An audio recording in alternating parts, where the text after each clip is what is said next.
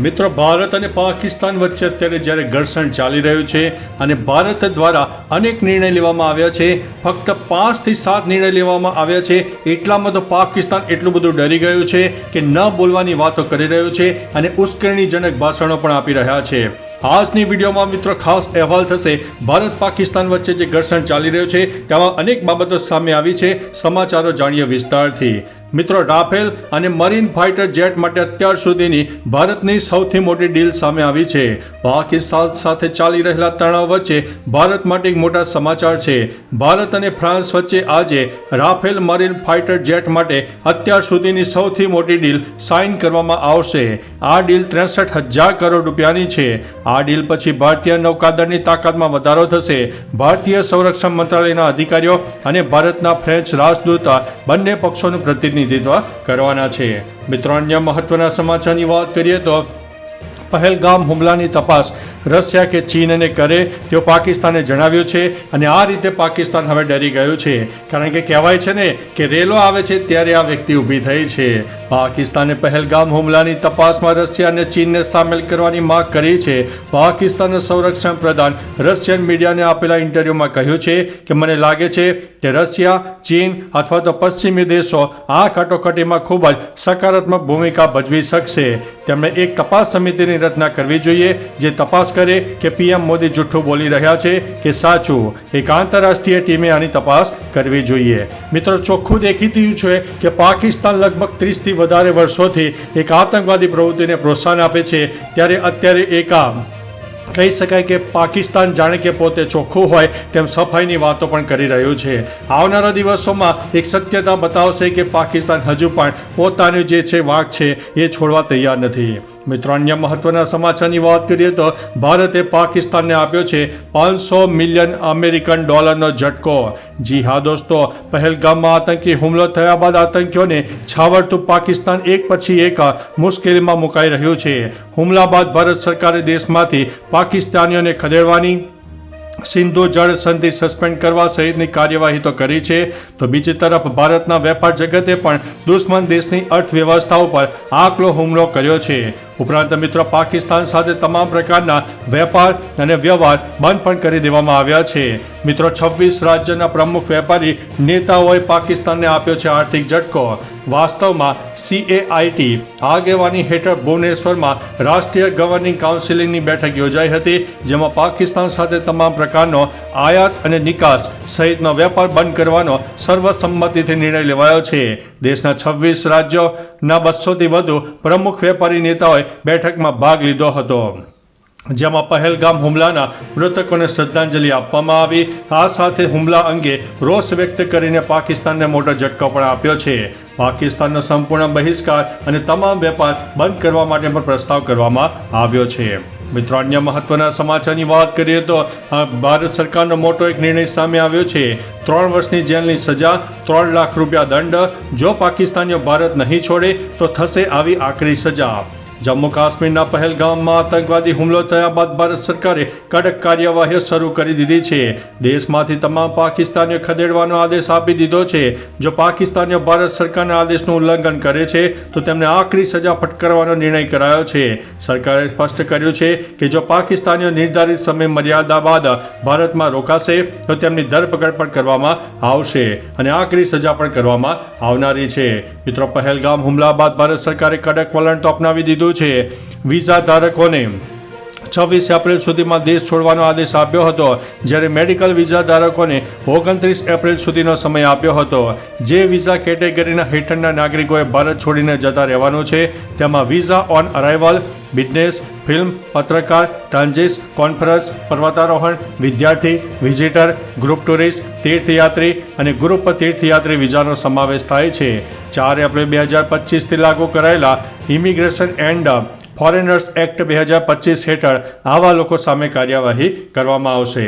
મિત્રો, અન્ય મહત્વના સમાચારની વાત કરીએ તો મન કી બાતના પ્રોગ્રામમાં વડાપ્રધાન મોદીએ કહ્યું છે કે વડાપ્રધાન નરેન્દ્રભાઈ મોદીએ રવિવારે તેમના રેડિયો કાર્યક્રમ મન કી બાતના 121મા એપિસોડમાં દેશને સંબોધન કર્યું. કાશ્મીરમાં શાંતિ પાછી આવી રહી હતી, ઇન્ફ્રાસ્ટ્રક્ચર વિકસાવવામાં આવી રહ્યું છે.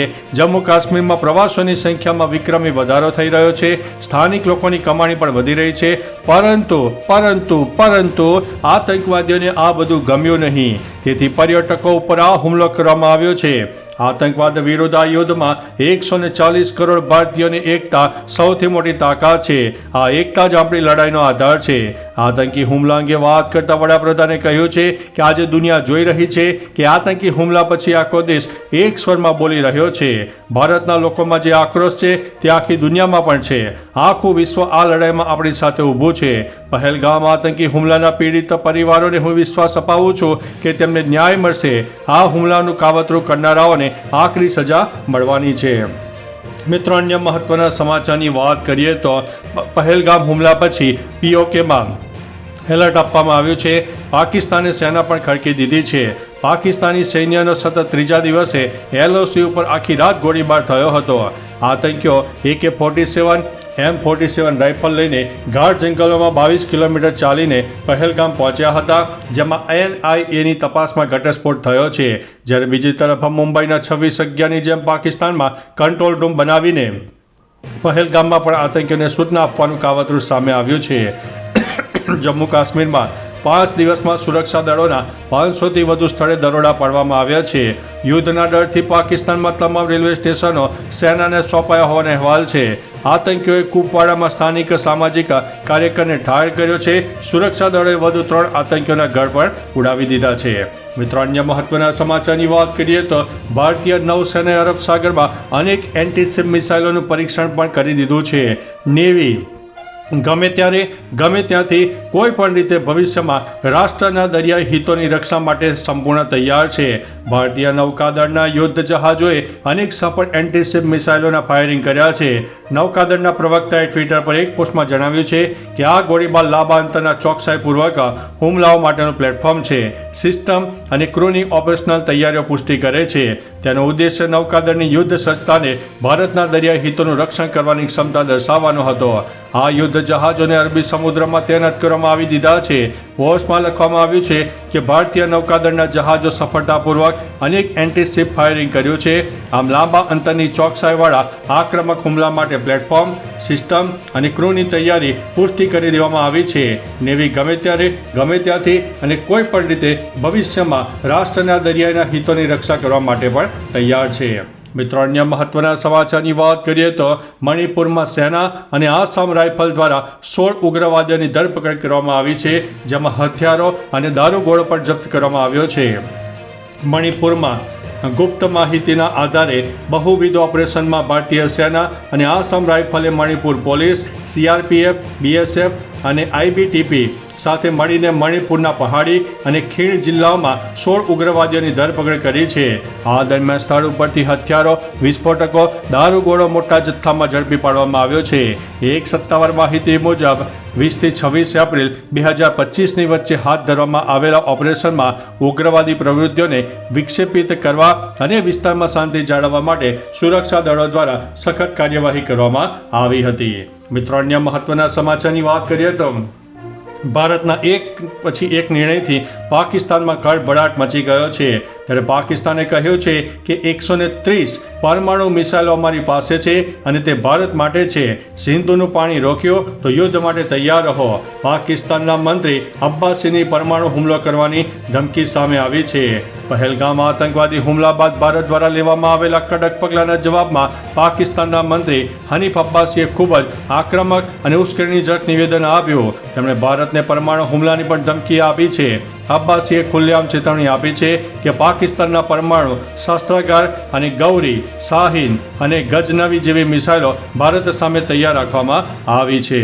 મિત્રો, અન્ય મહત્વના સમાચારની વાત કરીએ તો પહેલગામ હુમલા પર વિવાદાસ્પદ પોસ્ટ કરનારમાં 7 રાજ્યોમાં 28 લોકોની ધરપકડ કરવામાં આવી છે. જેમાં એક ધારાસભ્ય, પત્રકાર, વકીલ અને 23 વિદ્યાર્થીઓ સામેલ છે. દેશ વિરોધી ટિપ્પણી પણ કરી હતી. મિત્રો, પહેલગામ આતંકવાદી હુમલાને લઈને સોશિયલ મીડિયા પર વિવાદાસ્પદ ટિપ્પણી કરવા બદલ 7 રાજ્યોમાંથી 28 લોકોની ધરપકડ કરવામાં આવી છે. ધરપકડ કરાયેલા લોકોમાં આસામના વિપક્ષી પાર્ટીના AIUDFનો એક ધારાસભ્ય, એક પત્રકાર, એક વકીલ, 2 નિવૃત્ત શિક્ષકો અને 23 વિદ્યાર્થીઓનો પણ સમાવેશ થાય છે.